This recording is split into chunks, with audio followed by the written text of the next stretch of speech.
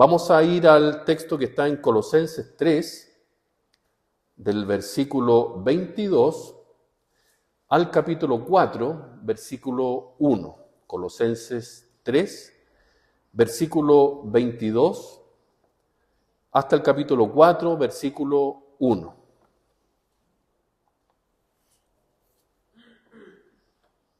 Dice, ¿si lo tiene? ¿Ya lo tiene? Bien, ahí está. Gracias, Dan.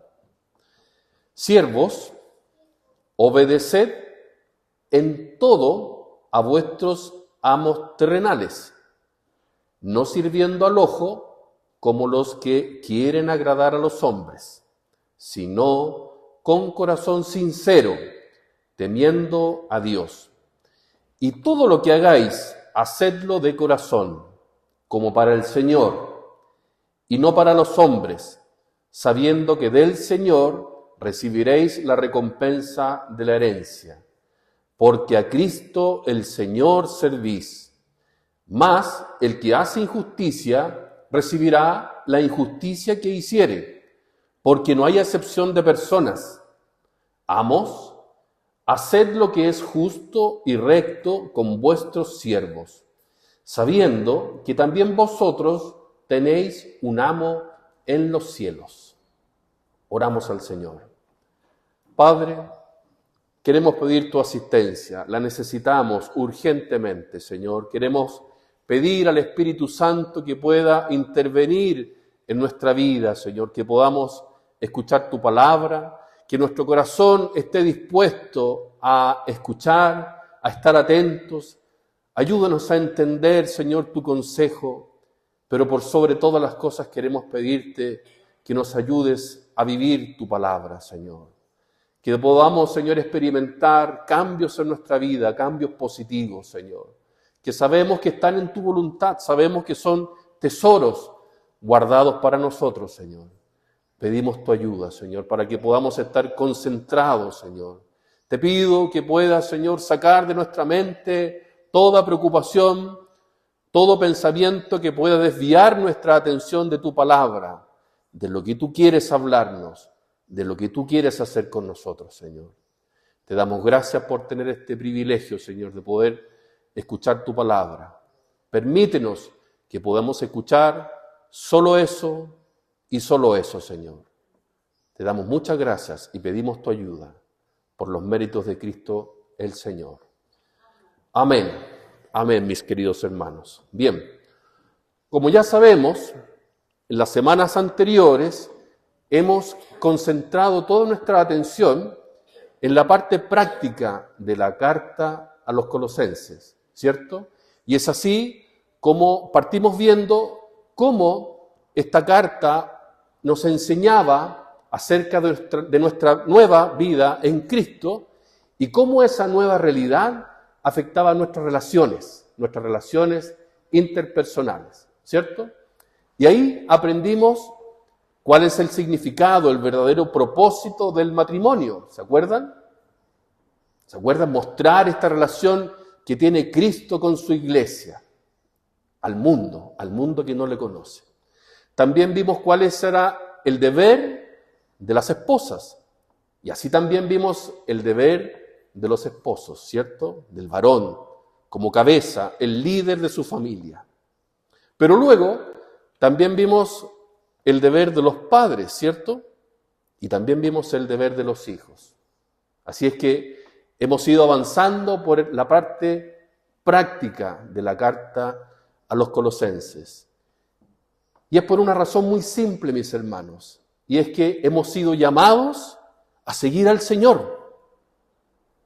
A seguir al Señor. Si bien es cierto, es muy importante conocerle a través del conocimiento, ¿cierto? Es muy importante que podamos aprender la teoría. Es muy importante, mis hermanos. Es muy importante dedicar tiempo a la palabra, a escudriñar con mucha ansia, con mucho anhelo, la palabra del Señor. Es muy bueno leer libros. Pero tan importante como eso, mis hermanos, es que podamos finalmente poner en práctica todo lo que hemos aprendido. todo lo que el Señor quiere enseñarnos. Hemos sido llamados a seguir al Señor, y eso significa a vivir la vida que Él quiere, a seguir sus pisadas, a seguir su ejemplo. Es lo que leímos en la lectura alternada, a seguir su ejemplo. ¿Cuál fue el llamado que hizo el Señor a sus discípulos? Síganme, sígueme. No les dijo, mira, yo quiero que tú sepas de mí. No, sígueme, deja todo atrás y sígueme. ¿Amén? Bueno, hoy día, avanzando en esta hermosa carta, vamos a ver cuál es el deber que tienen los siervos y cuál es el deber que tienen los amos, pero relacionados con nuestra vida laboral. ¿Amén? ¿Cuál es nuestro deber como empleados y cuál es su deber si es que usted hoy día está en la eminencia de poder tener gente a su cargo, como un jefe, como un empleador? Así es que, con la ayuda del Señor, vamos a empezar esta sección. Como sabemos, hace algunos días, la semana pasada para ser exacto, nosotros los evangélicos protestantes conmemorábamos los hechos que sucedieron en la Reforma. ¿Se acuerdan? Hecho que se conmemora el 31 de octubre. Entonces, alrededor del mundo, muchos cristianos recuerdan con mucha alegría todos los sucesos que ahí ocurrieron en esa época, alrededor del siglo XVI, ¿cierto? En ese tiempo se produjo un cambio significativo, para comenzar, en el arte de la pintura. Antiguamente, esta arte estaba reservada solamente para poder reflejar a dioses, a mitología, ¿cierto? O a seres angelicales, seres divinos, seres que para nuestra realidad parecían como irreales, muy distantes de lo que era nuestra vida. Pero luego con la Reforma surgieron pintores como Johannes Vermeer, como Frans Hals y principalmente Rembrandt. No sé si les suena alguno de esos nombres. Yo me acuerdo del colegio que muy rápidamente nos enseñaron estos nombres, pero en ese momento nadie le prestó mayor importancia, ¿cierto? Hoy día el Señor trae a nuestra mirada, ¿cierto?, estos pintores. Y no es por nada, mis hermanos. Es por algo muy importante. Bueno, estos pintores, que fueron muy importantes, entre paréntesis, sus obras hoy día se encuentran en los museos más famosos del mundo. Usted va a París, al museo ese muy famoso del Louvre, ¿le suena? Bueno, ahí están estas pinturas. Imagínense el privilegio. Estos pintores fueron y comenzaron a plasmar en sus pinturas a personas simples y comunes, haciendo sus actividades ordinarias, las cosas simples de la vida. Entonces ahí empezaron a aparecer en sus pinturas el carnicero, el pintor, el pescador y muchos cuadros acerca de paisajes, muchos paisajes realistas. Estos artistas admiraban la divinidad de Dios, no a través de imágenes de santos inalcanzables, sino mediante representaciones de su gracia, la gracia de Dios, pero en la vida cotidiana. ¿Se entiende, cierto? Incluso hay un cuadro de Rembrandt muy famoso que se llama La elevación de la cruz. Si usted lo busca en internet, va a ver algo muy particular. ¿Saben lo que es? El mismo Rembrandt se había pintado en ese momento, sosteniendo la cruz, levantándola, como haciendo eco de lo que estaba ocurriendo en su vida, diciéndole al mundo, mis pecados fueron los que levantaron al Señor en esta cruz. Qué impactante. Hubo un impacto de la Reforma protestante en la mente de estos artistas. Estos pintores que eran de los Países Bajos, Holanda, Alemania, Suiza, Suecia, Dinamarca, llegaron a entender que el señorío de Cristo se extiende a todos los aspectos de la vida cotidiana, hasta los más simples y ordinarios o comunes. Fue debido también a esta influencia de la Reforma Protestante que en los países del norte de Europa se desarrolló lo que luego sería conocido como la ética protestante del trabajo. No sé si les suena ese término. La ética protestante del trabajo. Es muy importante, mis hermanos. Es muy importante que podamos aprender acerca de esto, porque muchas veces conmemoramos, celebramos, pero no sabemos el alcance, no sabemos la importancia de lo que ocurrió. Entonces, esta ética protestante del trabajo enfatizaba que la diligencia y disciplina aplicada al trabajo no era otra cosa que el resultado de una persona que adhería a la vida cristiana. Se reconocía que la diligencia era fruto de la vida del cristiano. Esto, sin duda, trajo un muy fuerte desarrollo en lo económico y una mayor prosperidad en el norte de Europa, por sobre los países del sur, que curiosamente contaban con mayores y mejores recursos naturales. Ahora, aunque la Reforma Protestante no fue primordialmente un movimiento económico o político o cultural, no podemos negar que sí hubo un impacto de la Reforma en lo político, en la cultura y en la economía. El Evangelio trajo consigo el impulso de ese cambio. Una visión de la vida centrada en la palabra de Dios y en la persona de nuestro amado Señor Jesucristo. Ahora, sin duda que los reformadores no inventaron esta visión de la vida, ¿cierto? Ellos no inventaron esta ética del trabajo que recién decíamos. Ellos no crearon esta cosmovisión. Simplemente la descubrieron ¿dónde? En la palabra de Dios.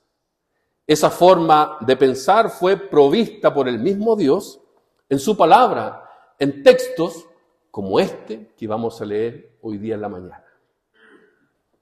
O que vamos a estudiar, ya lo leímos. Ahora, en el pasaje que leímos, el apóstol Pablo aborda el tema de la esclavitud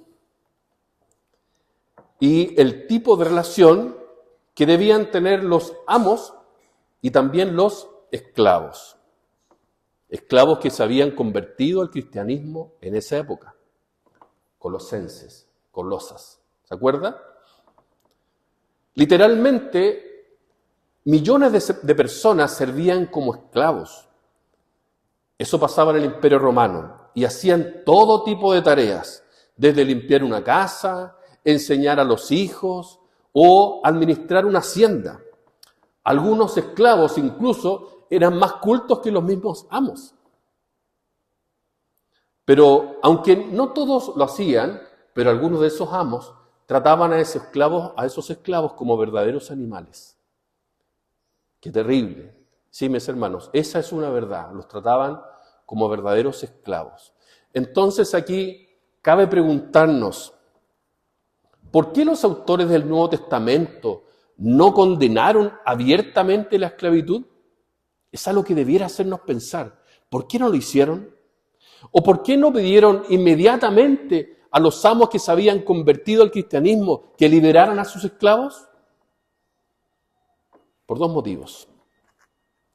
Básicamente, y en primer lugar, en los tiempos del Nuevo Testamento, la esclavitud era parte integral de la realidad económica y social impuesta en el mundo romano. Esa es la primera.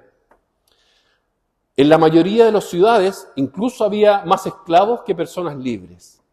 John Stott lo dice de esta manera: hubiese sido imposible abolir la esclavitud de un solo golpe sin la desintegración completa de la sociedad. Si los cristianos hubiesen liberado los esclavos, los hubiesen condenado a la mayoría de ellos al desempleo, a la persecución y a muchos de ellos hasta la muerte. Eso hubiera pasado, mis hermanos. Pero por otra parte, la iglesia cristiana, el cristianismo, no estaba llamado a transformar el sistema político, económico. La iglesia estaba llamada a transformar al hombre que estaba al interior de esos sistemas. Entonces, podemos preguntarnos, ¿qué hizo el cristianismo verdaderamente por los esclavos? ¿Sabe lo que hizo? Estableció los principios que eventualmente, más adelante, provocarían la abolición de la esclavitud. Bendito el Señor. Noten algo en este pasaje que leímos. En los días de Pablo, a nadie se le habría ocurrido referirse a los esclavos en un documento público. A nadie se le habría ocurrido. Era muy peligroso, era muy riesgoso. Pablo se dirige a ellos como integrantes de la familia de la fe, como personas que tenían responsabilidades éticas y morales. Él está colocando a los esclavos, en cierta manera, al mismo nivel de igualdad que los amos, al menos en lo que respecta a nuestra relación con Dios. Las diferencias entre unos y otros, esclavos y amos, eran circunstanciales, eran temporales. Pero ningún ser humano, mis hermanos, es superior a otro. Ninguno. Delante de Dios somos todos iguales. Ese pensamiento hoy día no es nada extraordinario. Pero en ese tiempo era completamente chocante, absolutamente revolucionario. El cristianismo entonces implantó una nueva forma de pensar, una perspectiva de la vida que poco a poco comenzó a permear la sociedad, en la misma medida en que los individuos comenzaron a ser transformados por el mensaje del Evangelio. Bendito el Señor. Aunque hoy día nosotros ya no tenemos estos esclavos, ya no se dan estas relaciones, o al menos en la medida que se daba en esa época, los principios que podemos extraer de esta carta, de esta sección, sí son completamente aplicables al trabajo. Ya sea que tú, mi hermano, seas un empleado o tengas la bendición de también ser un empleador. Vamos entonces a ver el primer punto que extraemos de esta carta. Vamos a ver lo que dice Pablo aquí, primero a los siervos y por conexión a los empleados. Luego vamos a ver lo que Pablo dice a los amos, más rápidamente, porque nos vamos a concentrar en los siervos. El resto viene como consecuencia. Versículo 22. Siervos, obedeced en todo a vuestros amos terrenales. Fíjense cómo Pablo aquí, de entrada, establece dos cosas. Dice que los esclavos primero debían obedecer, pero también un poco delimita la autoridad de esos amos, porque les llama amos terrenales. Esa autoridad de los amos tenía un límite. Sin duda que ellos tenían autoridad sobre ellos, pero ningún amo podía impedir que esos esclavos pudieran convertirse al Señor o que pudieran alabarlo de todo corazón. No podían hacerlo. Nosotros, mis hermanos, somos libres en Cristo.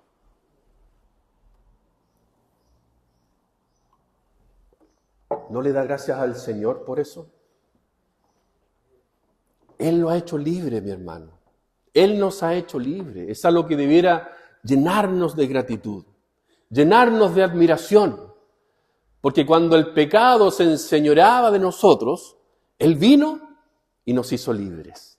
Eso debiera hacernos explotar de alegría, reconocer la obra del Señor. Ahora, esta libertad no debe ser tomada como una excusa para desconocer las líneas de autoridad que exigen los trabajos hoy día en la sociedad. Mis hermanos, la falta de respeto a la autoridad no es compatible con el cristianismo. Y aquí es algo que tenemos que autoanalizarnos. No es compatible. Si su jefe, mi hermano, es un tipo desagradable, ¿cierto? Un tipo indeseable que muchas veces le da instrucciones de muy mala manera, eso no lo hace ser menos jefe. No podemos faltar el respeto a esa autoridad. Mi amado hermano, tenemos que hacer lo que se nos pide. Nosotros ya no somos esclavos en este sistema, sino que somos empleados. Pero no solo, mi hermano, es importante que hagamos lo que se nos pide. Si usted dice, chuta, qué complicado hacerle caso a un tipo tan desagradable, ¿le ha pasado en el trabajo? Bueno, la Biblia, el Dios que reveló su palabra en la Escritura, nos manda a que no solamente debemos hacer lo que se nos pide, sino hacerlo con una muy buena disposición. Fíjese que para Dios no solamente es importante el qué, sino que también el cómo se haga. Versículo 22 al 23. Dice, siervos, obedeced en todo a vuestros amos terrenales, no sirviendo al ojo como los que quieren agradar a los hombres, sino con corazón sincero, temiendo a Dios, y todo lo que hagáis, hacedlo de corazón, como para el Señor y no para los hombres.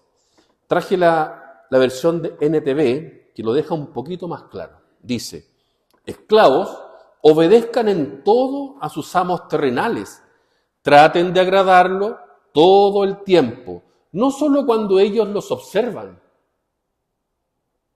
Sírvanlos con sinceridad debido al temor reverente que ustedes tienen al Señor. Y aquí no hay que saber griego, ¿cierto? Aquí no hay que ser un doctor en teología. Lo que Pablo está diciendo aquí, que los esclavos no debían servir a sus amos con propósitos escondidos o con intereses creados, usted me entiende, ¿cierto? Sino más bien procurando servir a Cristo y agradándole a Él por medio de su trabajo. Yo no sé lo que usted hace, mi amado hermano, durante la semana. Yo conozco la realidad de algunos, pero tal vez aquí puede haber un ingeniero, tal vez un taxista o un peluquero. Yo no lo sé, cualquier cosa, ¿cierto? Pero lo que sí sé es que tú eres un siervo de Cristo. Eso sí lo sé. Un siervo, una sierva, las 24 horas del día, los 365 días del año. Y sé que cada cosa que tú haces, mi amado hermana, mi amado hermano, en el mundo laboral debes hacerla como para Él, con el propósito de que su nombre sea glorificado con la mayor excelencia. Amén. Ahora, sin duda que si tú eres diligente en el trabajo, es muy probable que ganes la confianza de tu jefe. Hasta es probable que te asciendan, ¿cierto? Que te promuevan. No es pecaminoso el hecho que te promuevan, no es pecaminoso el hecho que te asciendan, que te den una mejora de tu sueldo, no es pecaminoso. Hermano, pero tu principal motivación para esforzarte, tu principal motivación para hacerlo de todo corazón, es que el honor de nuestro amado Señor Jesucristo esté envuelto en todo lo que tú haces, mi amado hermano. Porque tú dices ser cristiano, por esa razón. Hermanos, y aquí el que trabaja con la motivación correcta, lo va a hacer de la misma manera cuando el jefe no está. En mi trabajo, voy a tocar mi realidad, se ve mucho ese efecto de que cuando el jefe no está, pareciera que, hay un dicho, ¿cierto? Cuando el gato no está, ratones están de fiesta, de fiesta. Bueno, yo lo he visto muchas veces y es muy feo verlo. Es muy feo comprobar que cuando el jefe se da la vuelta o va a hacer un trámite o sale de vacaciones, pareciera que se corre la voz, ¿cierto? Oh, rápido, como que cambiara el ambiente. Y se relaja el ambiente y se relaja el trabajo, ¿o no? O cuando se va la profesora, el profesor allá arriba, ¿no cambia el ánimo? Lo cambia. Cambia. Por eso, mi hermano, el que trabaja con la motivación correcta lo va a hacer tan bien cuando él está, pero también cuando él no está.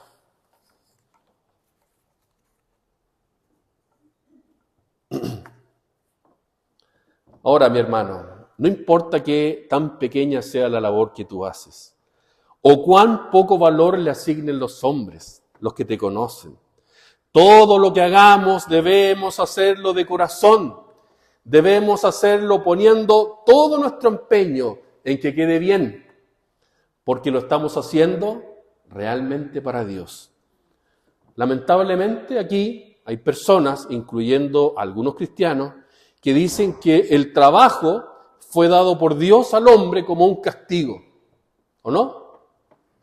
¿Conoce esa realidad? Hay muchos que piensan, no, Dios nos castigó, es tan difícil todo esto, es muy complicado, es un castigo. No todos los trabajos son de flores, ¿cierto? Todos los trabajos tienen cosas que nos hacen difícil. Todos los trabajos tienen aspectos que son complicados, difíciles. Adelante. Bienvenidos.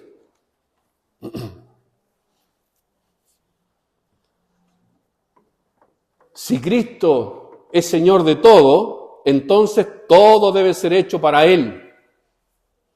Y si todo es hecho para Él, entonces todo debe ser hecho bien. Absolutamente todo. Todo lo que hagas, dice Pablo, debes hacerlo para su gloria y para su agrado. Sin quejas, sin murmuraciones. En lo que tú hagas, no importa lo que tú hagas, sin quejas, sin murmuraciones. Entonces, ¿cuál debe ser la mayor motivación, tu mayor motivación, mi hermano, para levantarte cada día, cada semana, cada año, para ir a ese lugar y hacer tu trabajo? Lo vemos otra vez en el versículo 23. Y todo lo que hagáis, hacedlo de corazón como para el Señor y no para los hombres. Hermanos, no hacemos las cosas para los hombres.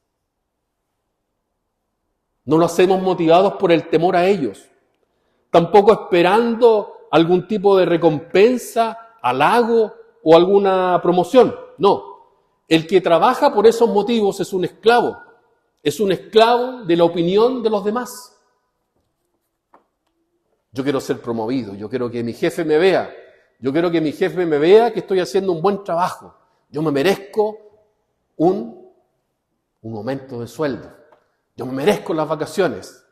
Por eso que lo hago bien. No, mi hermano. Ese no puede ser tu móvil. Es lo que tú hagas, a lo que tú te dediques. Si tú eres cristiano, Cristo dice, mira, buscad primeramente, ¿qué dice? El reino de Dios y su justicia. El pensamiento debe ser, yo quiero que mi Señor Jesucristo apruebe lo que yo estoy haciendo. ¿Cómo lo hago? Ese debe ser mi motivación. Yo quiero que mi Señor, el que murió por mí en la cruz, se goce con lo que yo hago. Y que cuando mi jefe y mis compañeros de trabajo vean el trabajo que yo estoy haciendo, ellos puedan percibir la marca de mi cristianismo, la marca de lo que Él ha hecho en mi vida. Esa debe ser tu motivación mayor en lo que tú hagas. Esa marca del cristianismo impregnada en lo que yo hago. Por supuesto, mi hermano, no podemos hacer romántico el trabajo, ¿cierto? Hay labores que son complicadas, hay trabajos que son muy rutinarios, son difíciles, hay trabajos que son desagradables, de solo pensar el hecho en la gente que recoge la basura, pero también es importante pensar en qué tan imprescindible es su trabajo. ¿Se ha vuelto a pensar un paro, una huelga por un mes aquí en San Fernando? ¿En su casa, en su población? ¿Qué pasaría? Una alerta sanitaria. Una alerta sanitaria. Qué terrible. Bueno, hay trabajos que también tienen una gran presión. Por eso que Pablo aquí incluye aquí en este texto un incentivo. A todo el mundo le gustan los incentivos, ¿cierto? Mira, tal vez el sueldo no es tan bueno, ¿cierto? Pero aquí en la empresa vamos a darte un bono para el 18 de septiembre, en la Navidad, contamos con un seguro médico, 2 veces al año te vamos a dar otro sueldo. Entonces uno piensa, mira, en realidad, ¿cierto? El sueldo no es tan bueno, pero los incentivos sí están buenos. Raya para la suma, me quedo, ¿cierto? Déjame decirte, mi hermano, cuáles son los incentivos del cristianismo. Versículo 24, dice así: sabiendo que del Señor recibiréis la recompensa de la herencia, porque a Cristo el Señor servís. A Él servimos, mis hermanos. De Él esperamos recompensa.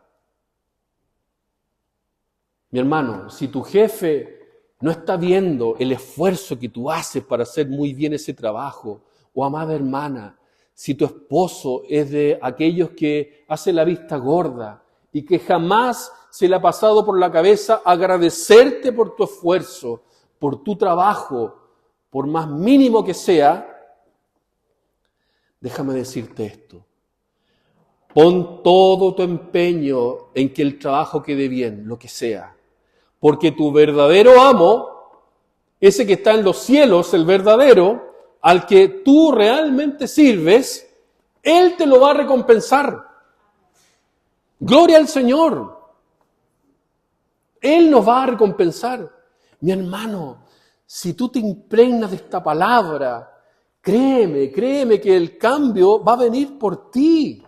Va a comenzar por ti. Todos sabemos que estamos a puertas de elecciones, ¿cierto? Y muchos tienen puestas sus esperanzas en los candidatos. Estos días conocía la vida de uno de ellos, no voy a dar su nombre porque da lo mismo. Pero desde lo personal, pasando por lo académico, hasta llegar a lo laboral, deplorable, mi hermano. Deplorable. ¿Qué clase de gente nos gobierna? No pongamos nuestras esperanzas en ellos. Servimos a un Dios vivo. Él inventó el trabajo. Él nos ha dado el privilegio de tener un trabajo. Y Él te va a recompensar. Lo que sea que tú hagas. Lo más mínimo que sea. Aunque nadie lo reconozca. Aunque nadie te dé un incentivo. Él te va a recompensar, mi hermano. ¿Sabes otra cosa? El Señor aún ve la lucha que tú tienes para ir a tu trabajo. Sabe lo que te cuesta. Él sabe que tal vez tú no estás completamente conforme con lo que tú haces o cómo tú lo haces. Él conoce eso. Pero, amado hermano, cuando lo que hacemos, lo hacemos para Él, y le dices, Señor, es para ti, Él ve eso. El Señor lo ve. Y cuando Él te recompense, Él va a tomar todo eso en cuenta. Qué glorioso, mi hermano. Qué glorioso, mi hermana. Él va a tomar todo eso en cuenta. Todo lo que hagas para Cristo. Todo tendrá su recompensa. Por eso, hazlo de todo corazón. De todo corazón. Ahora, eso implica también una advertencia. Versículo 25. Mas el que hace injusticia recibirá la injusticia que hiciere, porque no hay acepción de personas. Y uno aquí se pregunta, ¿por qué el apóstol Pablo, por qué Dios a través de su lápiz, de su pluma, habrá incluido esta advertencia? Mas el que hace injusticia recibirá la injusticia que hiciere, porque no hay acepción de personas. El año pasado, en diciembre, yo tuve la bendición de poder compartir desde este lugar la carta a Filemón. Y si se acuerdan, a Filemón, ¿sabe dónde pertenecía? Mire qué curioso, a la iglesia de Colosas. Y es lo que estamos hablando hoy día. Bueno, ahí hablamos de Onésimo, ¿se acuerda? Este esclavo que había afrentado a su amo y que se había encontrado con Pablo en Roma cuando él estaba preso. Se convirtió al Señor. sin duda que tiene que haberle confesado a Pablo lo que él había hecho a su amo. ¿Y qué hizo Pablo? Lo envió de vuelta. Lo envió de vuelta a Filemón con una carta. ¿Qué carta?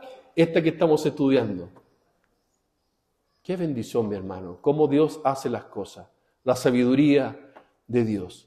¿Y qué le dice a Filemón Pablo en esa carta? Mira, te devuelvo a Onésimo, yo sé que él te hizo algo, perdónalo, y todo lo que él te hizo, colócalo a mi cuenta.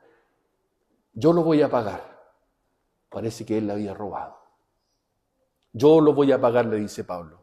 Y aquí algunos comentaristas dicen, pucha, hay algo que no cuadra. Porque Onésimo hizo algo que estaba mal, se convierte al Señor y pareciera que todo quedara ahí nomás. No, mi hermano, no. Mira la advertencia, más el que hace injusticia recibirá la injusticia que hiciere, porque no hay acepción de personas.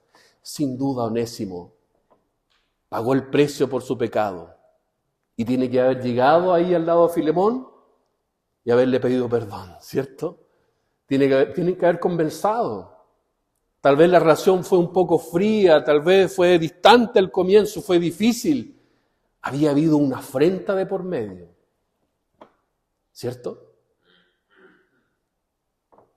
El cristianismo nunca le dio derecho a nadie a incumplir con sus deudas, dice William Barclay. He ahí entonces, mis hermanos, lo que Pablo dice a los siervos. Veamos ahora, mucho más brevemente, lo que le dice a los amos, a los empleadores. Capítulo 4, versículo 1. Amos, haced lo que es justo y recto con vuestros siervos, sabiendo que también vosotros tenéis un amo en los cielos. Lo que Pablo está diciendo aquí, otra vez, es lo suficientemente claro y sencillo de entender. No hay que saber griego. No hay que ser doctor tampoco en teología. Lo que está diciendo él es que un jefe cristiano debe ejercer toda su autoridad de manera justa y recta, como Cristo lo haría. En otras palabras, sus empleados deben percibir su bondad. Sus empleados deben percibir su trato respetuoso, el interés genuino por su bienestar, por el bienestar de sus empleados. De lo contrario, ese creyente está representando muy mal al Señor. Entonces, así como el empleado cristiano trabaja para Cristo, para la gloria de Él, para el agrado y deleite del Señor, así también el jefe cristiano. El que tiene autoridad la debe ejercer para la gloria y deleite del Señor. Dios no hace acepción de personas. Hermano querido, al Señor no le interesan tus títulos. A Él no le interesan nuestros títulos. A Él no le interesa la marca del auto que tengamos. A Él no le interesa el tamaño de la casa que tú tengas. No le interesan los números que tú tienes en tu cuenta corriente. No, mi hermano, a Él no le interesa. Porque el día que nos toque presentarnos delante de Él, nuestro estatus social y todas las cosas que eso conlleva, no serán tomados en cuenta en lo absoluto. Entonces, he aquí lo que Dios demanda de nosotros en nuestra vida laboral. Ya sea que nos encontremos en la posición de empleados, o ya sea que nos encontremos en la posición de empleadores, de jefes. Déjenme hacerle una pregunta a todos. ¿Qué piensan ustedes? ¿Qué creen ustedes que pasaría si todos los hombres y mujeres que profesan la fe tomaran verdaderamente en serio esta enseñanza, esta palabra? ¿Qué piensan que pasaría? ¿Se imaginan lo que sucedería? ¿Se imaginan si miles de los que profesamos ser cristianos pusiéramos todo nuestro empeño, verdaderamente todo nuestro empeño en hacer las cosas con excelencia, pero por el solo hecho de entender de que hacemos las cosas para Dios, ¿qué sucedería? Y yo doy gracias al Señor porque yo sé que aquí hay hermanos que sí lo hacen, que trabajan como cristianos para glorificar al Señor. Yo sí sé que lo hacen. Doy gracias al Señor. Pero ¿qué sucedería? Y aquí estoy hablando de la gran mayoría. ¿Qué sucedería si todos entendiéramos y aplicáramos estos principios? Yo creo que pasarían dos cosas, mis hermanos. Yo estoy convencido que si lo hiciéramos, muchas personas allá afuera tomarían el cristianismo mucho más en serio. Eso es lo primero. Pero no solo eso. También estoy convencido de otra cosa. Estoy seguro, mis hermanos, de que también se produciría un profundo impacto social y económico. Un desarrollo como el que tuvieron los países del norte de Europa. Usted conoce la realidad de Alemania. Yo el año pasado tuve la bendición de estar en Italia, muy cerquita de Alemania. Estuve en la parte norte de Italia.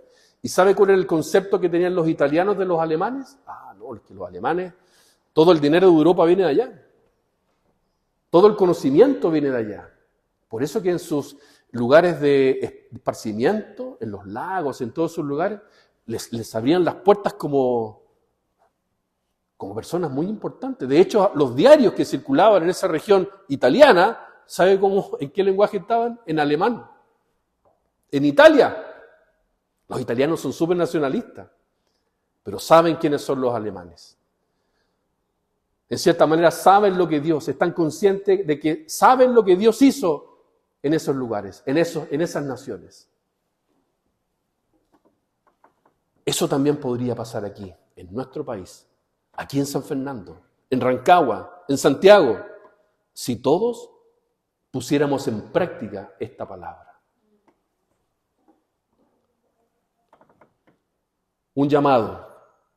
Todos estamos llamados a evaluar seriamente nuestra vida laboral a la luz de las cosas que hemos escuchado hoy día. ¿Soy el tipo de empleado que Pablo está describiendo aquí en esta carta? ¿O soy el tipo de empleador que Pablo lo describió acá? ¿O pongo empeño en todo lo que hago porque lo hago para Cristo? En mi casa, en el colegio, niños, en el colegio, jóvenes, en la universidad, en el trabajo, mi hermano, mi hermana. ¿Pongo empeño en todo lo que hago? Mis hermanos, que el Señor nos ayude, a vivir para su gloria, verdaderamente, que el Señor nos ayude. No solo cuando predicamos del Evangelio, no solo cuando asistimos a alguien que está en necesidad, o no solo cuando venimos a este lugar a escuchar su palabra. No, mi hermano.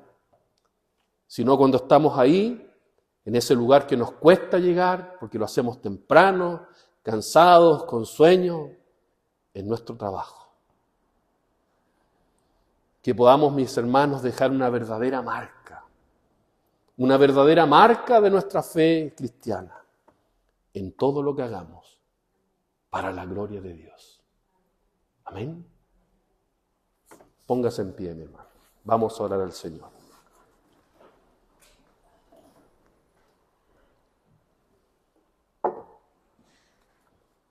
Decía al comienzo que apuntamos a lo práctico. El llamado del Señor es: sígueme, sigue mis pasos, sigue mis huellas. Conocer al Señor implica una responsabilidad.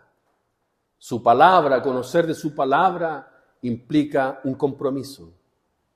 Y cuando no podemos hacerlo, mis hermanos, y siempre debe ser en dependencia del Señor.